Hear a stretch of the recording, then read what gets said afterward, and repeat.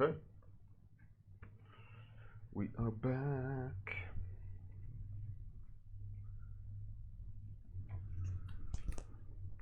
We are back.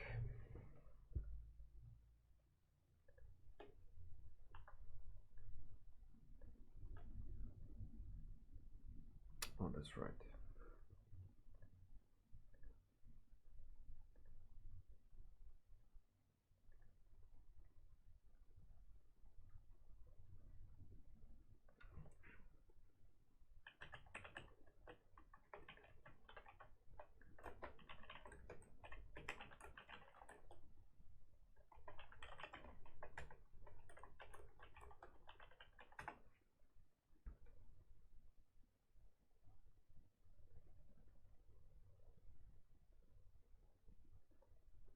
How's everyone doing? I invited Spiridon to go on the call or the stream yesterday and today. Both times it didn't happen. Hey Bruno Romanos, how's it going? How are you?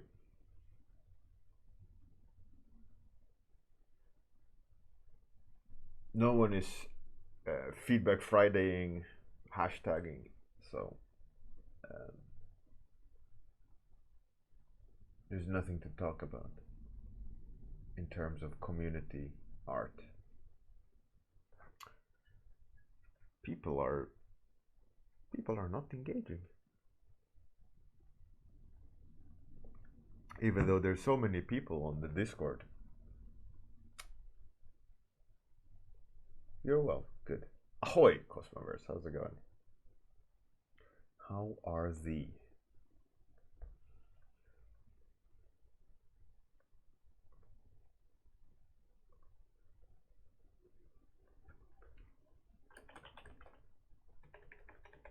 One second.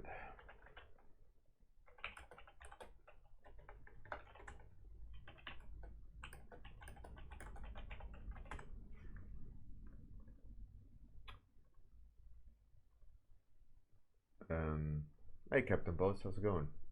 So I was saying, I invited Spiridon to come on to talk yesterday. Yesterday my daughter had a meltdown and I couldn't stream. I had to take care of her. Yesterday I said, oh well, Spiridon, my apologies that I didn't make it. And he said like, oh yeah, you just talk to me beforehand, tomorrow, as in today, so that he remembers. And I was like, yeah, absolutely. And I started the stream, you know, changed the topic and so on and so on. I was like, what did I forget? Oh, Spiridon. So Spiridon will be on Monday. It's supposed to be on today. But I invited Spiridon to talk about music, talk about workshops and so on. But I guess that will be on Monday. Does anyone have a topic for me to draw? I'll happily draw it. Actually, you know what I will do?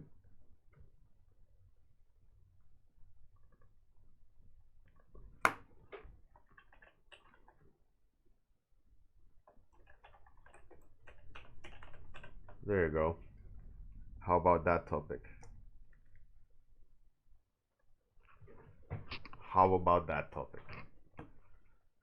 Fantastic. Let's do it.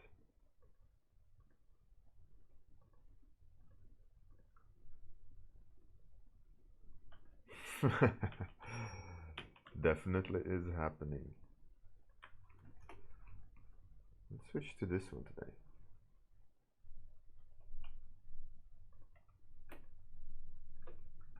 Okay, so what I want to try today is a different process, similar to what I did um, before. It's not a 3-armed cybernetic, but it is argumenting goblins.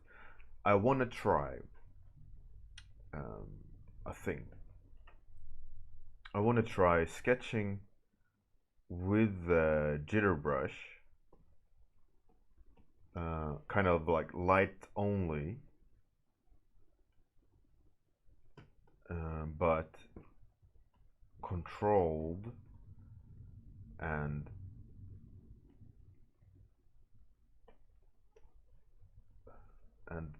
try the same kind of idea, like lights only, but different. Hey Gria, Voodoo Breakfast. Wow, you are back. How are you, Voodoo Breakfast? I hope you are fine.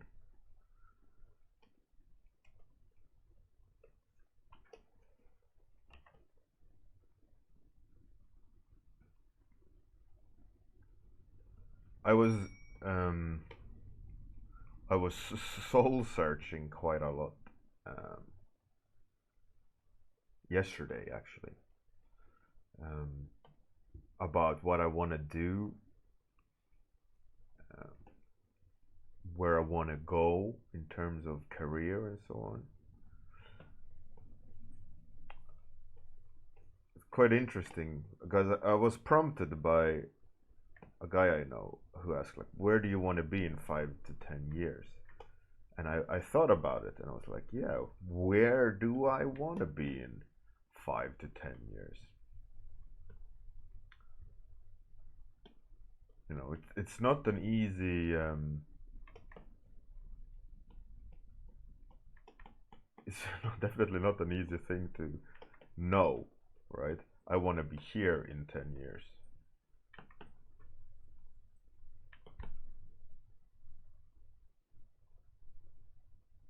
A Voodoo Breakfast, you're co-owning a small video game studio.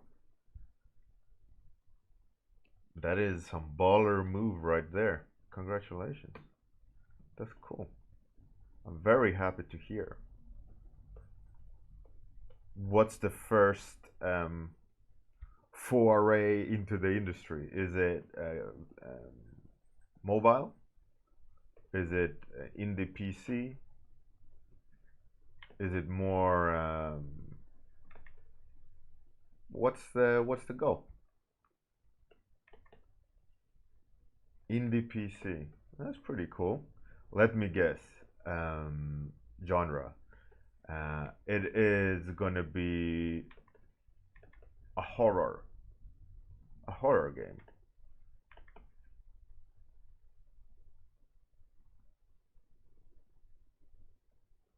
Captain Boss. I did. I feel like you've been robbed on the topic so many times, and also as I am sorry for not streaming yesterday.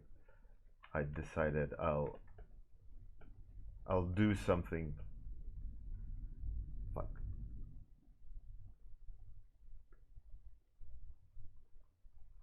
A Voodoo Breakfast. Ah, it's based on horror.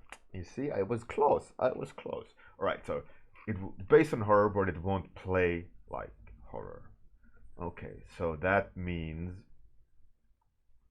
it is like a horror theme, but it's not jump scary, which means it's probably an adventure horror game. So it's more of like solving problems, but in a scary setting. Am I right?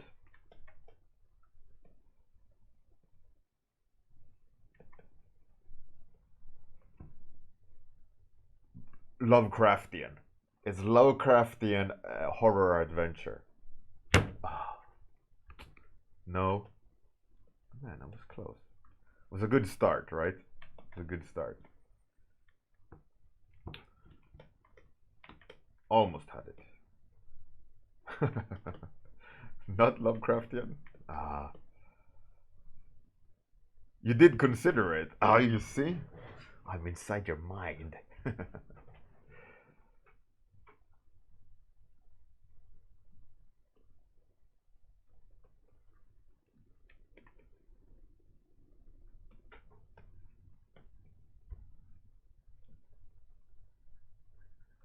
But it's really cool at Woodrow Breakfast. You know, for a modest fee, I can consult on your consult as a consultant on your game. It's not that high a hourly rate. High. Bruno Mars.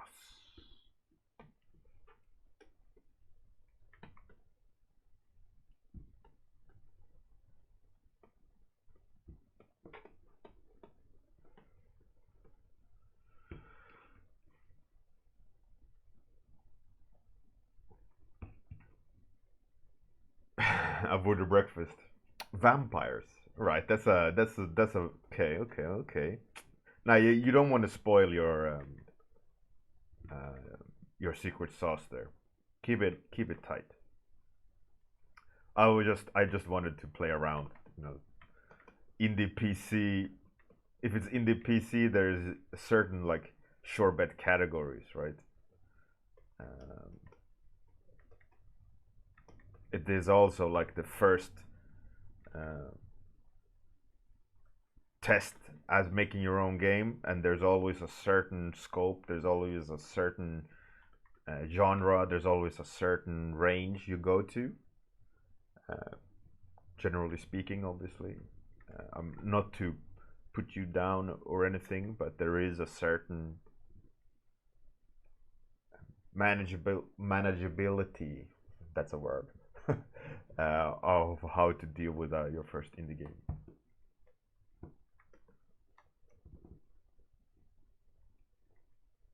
That's why I kind of went through the checklist a little bit.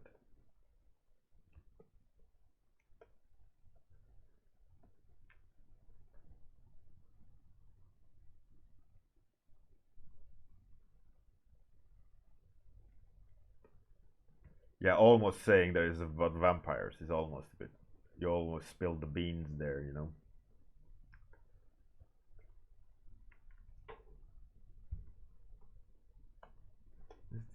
It's not the scatter brush.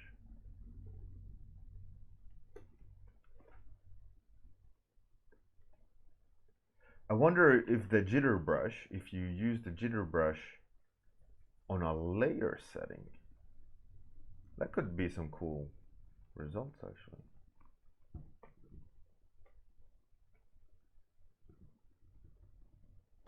And I kind of like the way this looks, but it's far too uh, kind of flat already.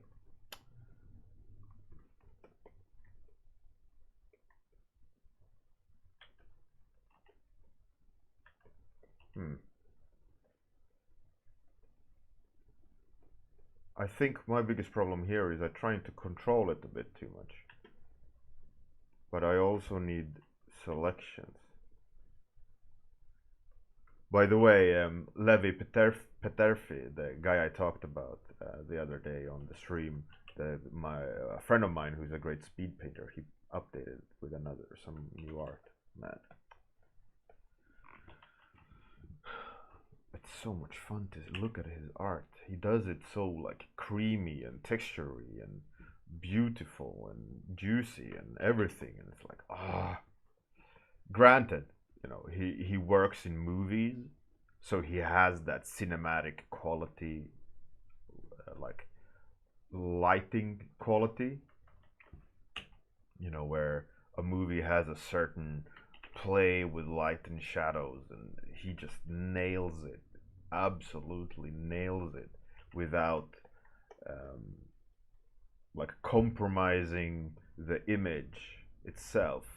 But he just has the textures there, the noise, the complexity, the dramatic shadows, dramatic light.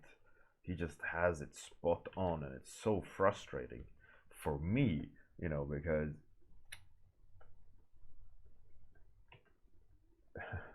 I'm not that as good as him.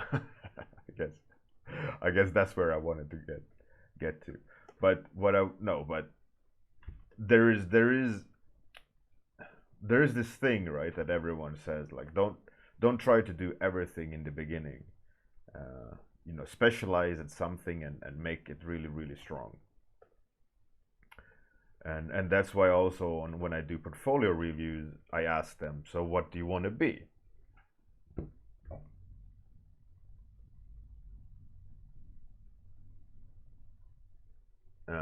Hey everyone, and it's like, what? So what do you want to be? And they will start to talking about it, and then you have to analyze their level of quality depending on where they want to go, right? For example, like Captain Boss here, right? He's a storyboard artist. There are many really good storyboard artists out there, and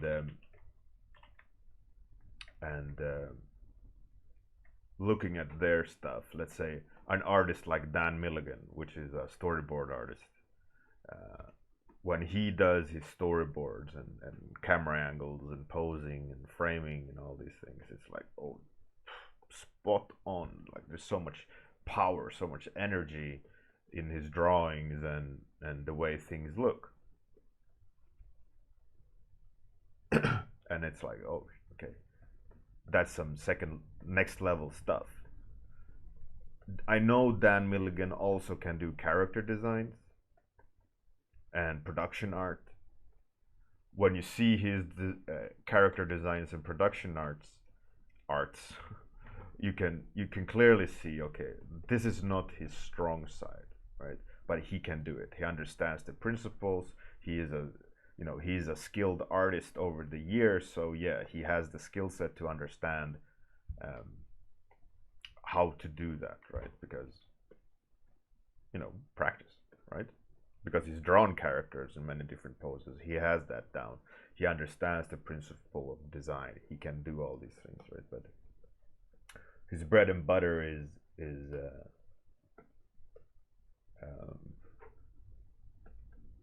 the storyboarding, and the whole thing I said about me being annoyed by Levi Peterfi is that he has specialized in movie concepts and mood paintings and speed painting and things like that. It lands his hands to it really, really well because he has built up his skill set based on that trajectory. I can do those kind of things as well, but if we would go like a head-to-head battle against each other in art with Levi and me, for example, I would, if I would want to beat Levi, I would go, okay, let's do production art or character design, right? And if Levi would want to beat me, he would go, okay, let's do speed painting. Like, the goal is to have textures and cinematic quality. He would slay me.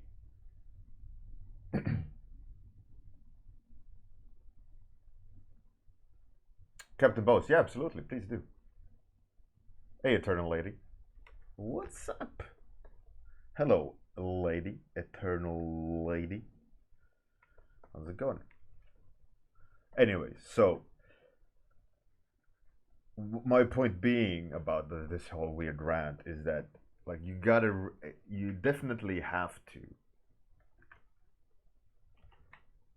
choose what's going to be your strength and build your entire approach around that strength, right? So that when you do experiment with other things, you still have that power hand to lean on, right? And it's always going to be the go-to move where you're happy, where you're having fun, where you can really shine, right? You really want to have that visible for the public to see, where you are enjoying yourself and where you are having your strengths, and where they can go like, oh yeah, this is what he or she wants to do, right? that's the most important thing. And yeah, at the beginning it's really hard to know that, but I think and that's why it's important to experiment and try new things, and draw this and draw that, so that you get exposed to something different and you go, oh, this is what I wanted to do. I would have never known until I tried it, right? So that's why experimenting and testing and this sounds as a soundbite, it sounds horrific. It could be easily be out of context, but yeah, it's really important that you do and try and find out what you want to draw or what you want to do as a profession, and then when you understand that I'm really having fun with this, I can see myself going down this rabbit hole at least for a few years, right? It takes what's that saying? It takes 1,000 hours, or what is it, like an X amount of hours to get comfortable, X amount of hours to master it. So so so for him, for example, Levi, he just has this understanding of texture and light that I don't have, because his approach has been different. Yet we are more or less equal age in the industry, and we have completely different skill sets, and we could be used for different parts of the process. And Levi is also a matte painter.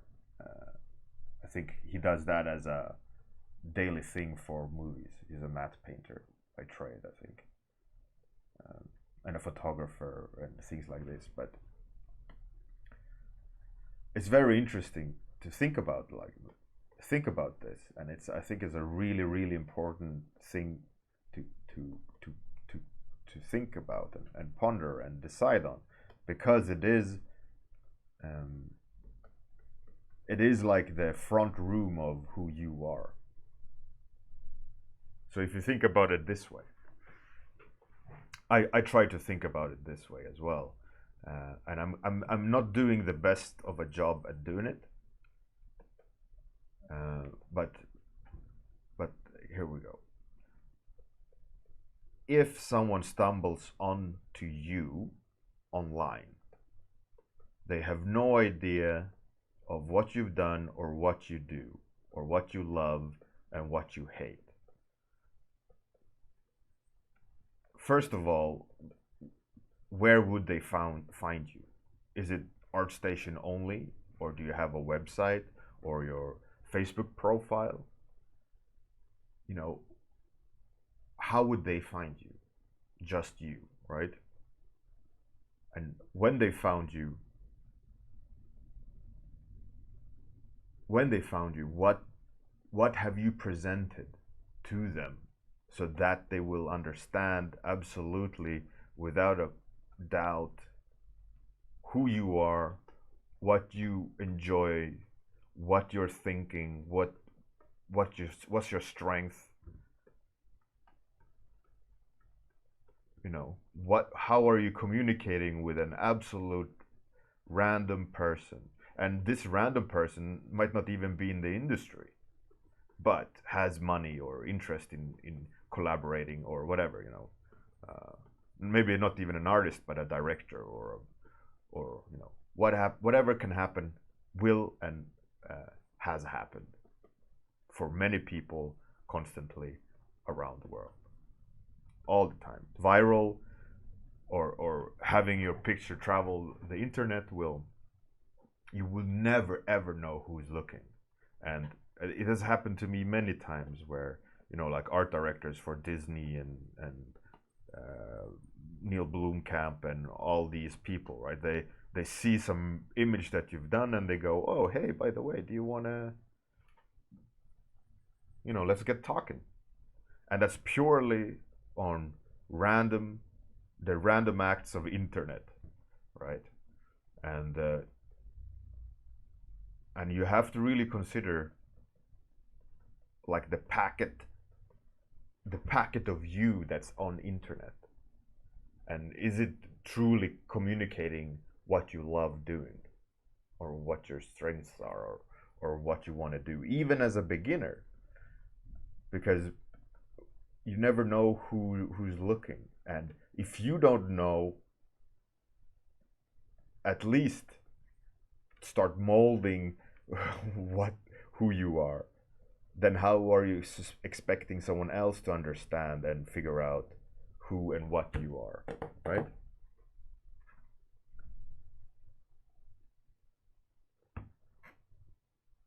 Captain Bose, there's nothing wrong with drawing just robots.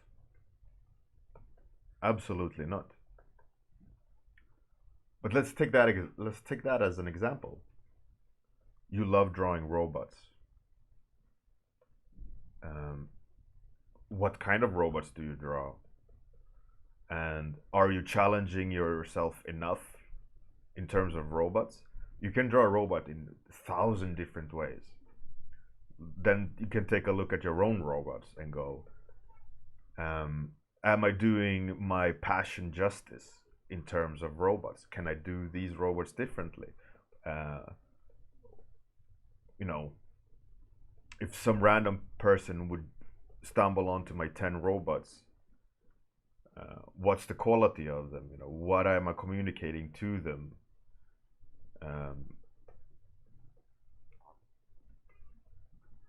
You know, am I being lazy? Am I pushing the robots too far? What kind of robots am I doing? All these things, right? And let's take Aaron Beck as an example, or Ben Morrow. Ben Morrow doesn't do robots only, but he can do the robots, and he likes tech stuff, right? He's worked on Call of Duty and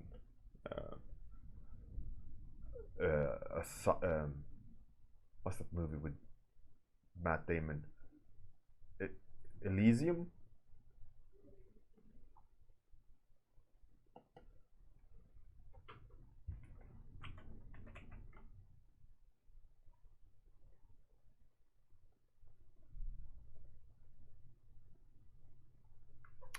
Gria, absolutely, right? That's a really strange feeling, but it happens, and it has happened. It always happens. Someone will always stumble on your art, and they will go, "Oh,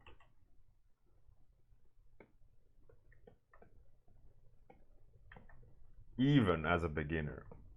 But the question is always, how can you be exposed, or how can they be exposed to your art? How do they find you? How are you presenting the art? Even though, regardless, you know, your skill level, there's always a way of how do you see it, you know, how is it presented, viral nature of the image, consider the, you know, there's so many aspects of exposure. But then also it comes down to how are you, you know, all these other points I mentioned earlier. It's like a compound issue, right?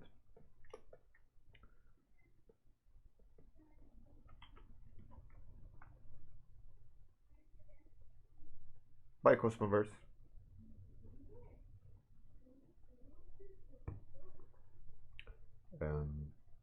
Captain Boss, if you only draw robots, it doesn't matter if you only draw robots. You can draw robots in 1,000 different ways. Robots and machinery is always interesting, and it's always being used more and more. Like,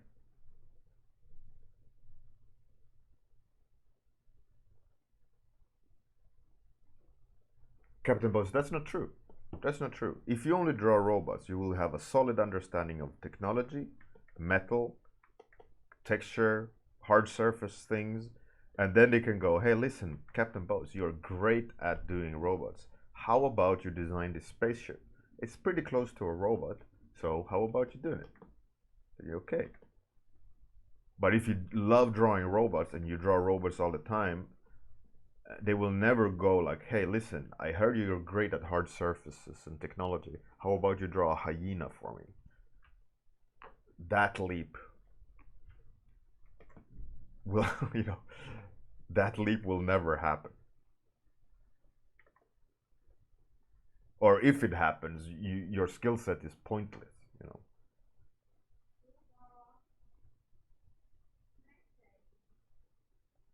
Hey, Acrocube, welcome. Eternally, the boats of Ian McHugh. Yeah, it's a good example. Simon Stolen Hog is also another great example. He just exploded because he ticks all those boxes, right? He does what he loves in the style he loves. He has a point in what he wants to show. He presents it in a way where it's really accessible and easily to understand, even for a random person, right? And not only an artist in the industry. He also had the opportunity, because he ticked all those boxes, he did what he loved and blah, blah, blah.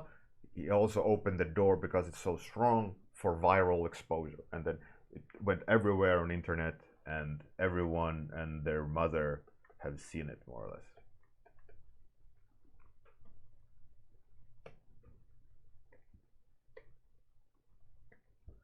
And there's a lot of examples like that where, oh shit, it went viral, you know. And at the beginning, if you're lucky to have something that goes viral, you don't really understand what happened. Like, okay, I can reproduce it, and you struggle to reproduce. Why? Reproduce it. There we go. And you just think, oh, if I've done it once, I can do it again. But it's not that easy. I mean, I have had the fortune to go viral many times. And all the times, for me, it's been random.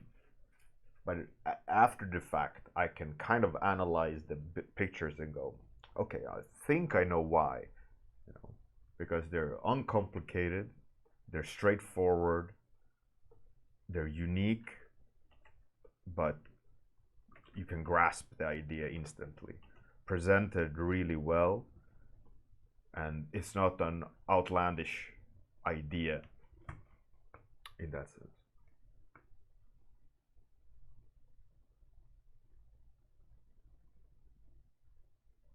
An art director wants to be sure he's not a teacher. An art director just directs you, in theory, to make it easy. He doesn't want to. I mean, he has to hold your hand. He has to tell you what to do so that you can get through to it, right? They can hire you for your skill set or your design abilities, and then they have to funnel that creative force to a direction. Like, less of this, more of that. Think about these shapes, bigger shape here, smaller shape there, please. And then you as an artist listen and adapt. The Angelarium, yeah, it's pretty cool. He's an illustrator that just went, I'm just gonna do my illustrations. But he's a great illustrator. And I think he has the strength of just that, and I doubt he will be able to do anything else. But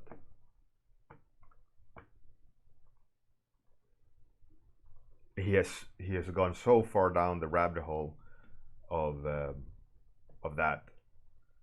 that I don't think his career is super strong in that field right now. And I don't think he will want to work as anything else but an illustrator. And ideally, he's gonna ride that train of doing his own stuff as long as he can, for sure. Hopefully for him, he can do it until he retires. But it's hard to say if that's a possibility for him. But all the power to him.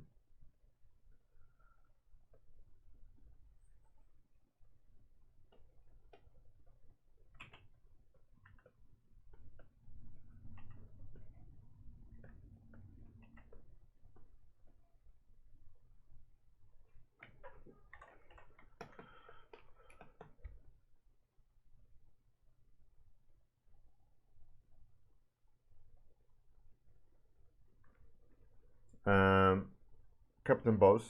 All right, I'm not gonna dictate what you should do.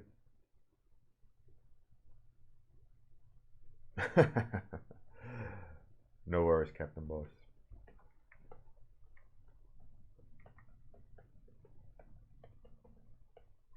But like, look at people like Aaron Beck and so on. They have a passion for robotics, and they do robotics only.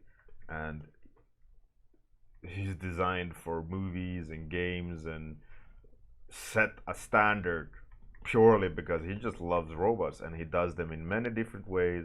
He understands design. He's mastered that aspect of his trade, and people still go to that well to oh, what else can you draw in robotics? Oh, I need a cool mech. How about you design my mech? I need a cool helicopter. Would you mind designing my helicopter? I want a cool APV. I want a cool machine gun. I want anything mechanical. Please, Arabic, design it. You know. And that's just because he loves robots.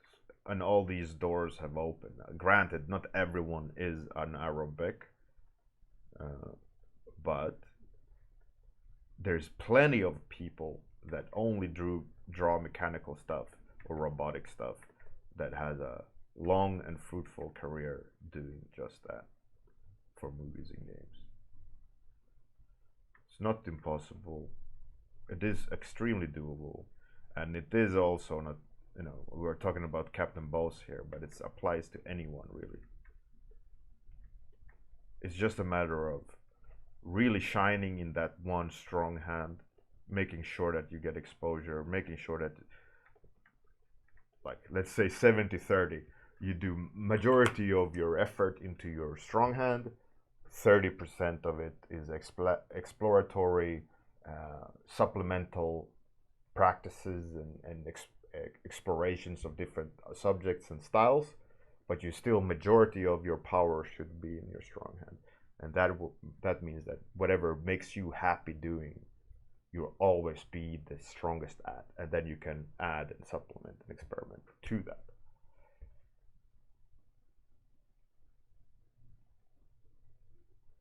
Captain Boss, I mean, you can't say that nobody knows you yet because you're not even trying to show the robots, right? You're saying, "Oh, I love robots. I draw robots all the time, but I'm not showing it. Like, no one can see it because I'm not good enough." How? I was a beginner at some point.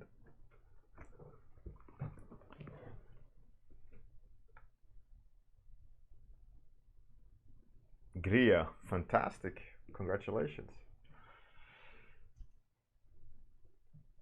That's great, Gria. That's first step.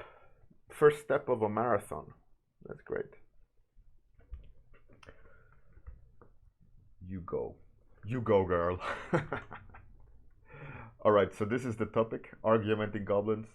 I had this idea of them argumenting, but obviously goblins can't argue.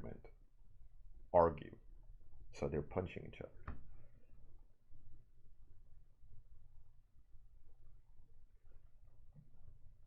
Like, I love, for example, both. I love monsters and characters. I do them all the time. But I also do environments and vehicles and these things. But my power definitely lies in monsters and characters. And that's what I show. If you go to my portfolio, the amount of environments versus characters, it's like 95% characters, 5% something else. And you could argue the same. It's like 90% production stuff, 10% illustrations. I can do illustrations, I don't mind it, but I love designing stuff. On these warm-ups, I do these experiments, and I don't mind trying out different things, inking or whatever. And yeah, I learned stuff from it, but it's not like I love doing ink, and my power lies in ink. Like, I can do it, no problems, but that's not where I'm loving it or enjoying it or going into the zone, you know, where time stops existing, your physical body stops existing, and you live at the tip of the pen, you know. That's when I do character designs, monsters. That's when I stop existing and the creature comes alive. Like when I'm not even thinking about my fingers and buttons, and it's just I'm existing in the construction of the monster, right?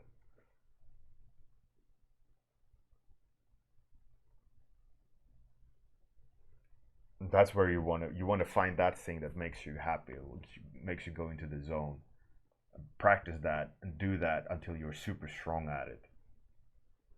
I mean, before I got hired full time as a character guy, I did everything because I wanted into the industry and I just wanted to learn, right? And and then when I but at the same time, a majority of anything I did, as soon as I sketched, as soon as I it was a character. But if anyone approached me, hi, do you want to work on this game? Yes.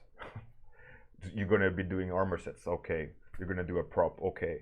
But at the same time, next to that, I was like characters, until the pivot point happened where they go, oh, this guy is a character artist. Let's give him some character stuff. Hey, do you want to do some characters? Yes, yes, I would love to do some characters. Let me let me oversell the idea of me doing characters for you. So like my many first contracts, I over delivered. I just design. Here's this version, here's that version, here's this. So they understood, okay, this guy loves characters. But what I also understood that because I'm pushing, I'm getting art directed, I'm also learning, and I'm also teaching myself. So the more I push to them, the more I get back, and then the snowball started. You can just keep rolling and do more and more, and then people go, "Oh, you did that." And one of my first contracts, like professional contracts, became, still is probably, but for a real many years, it was like the hallmark of character design.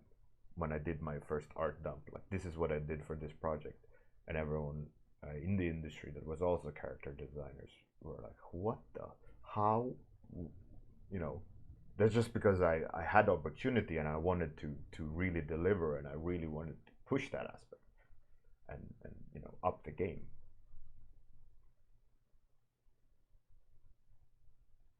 Lawrence, yeah, why not? Props are extremely important, and if you're the best prop guy, you're gonna be doing props for everything.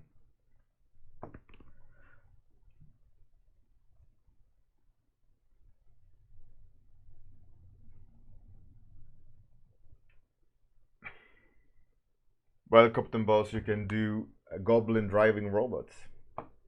Practice both. All right, time is up. I gotta design some stuff myself, which I'm super proud of having the ability to do. Let's raid someone. Switch off the sound. How about we pass on the gauntlet to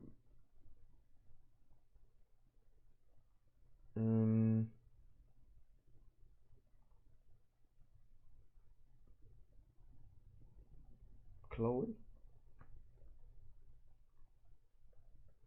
Seems to be the only one doing art at the moment. Everyone else is playing games.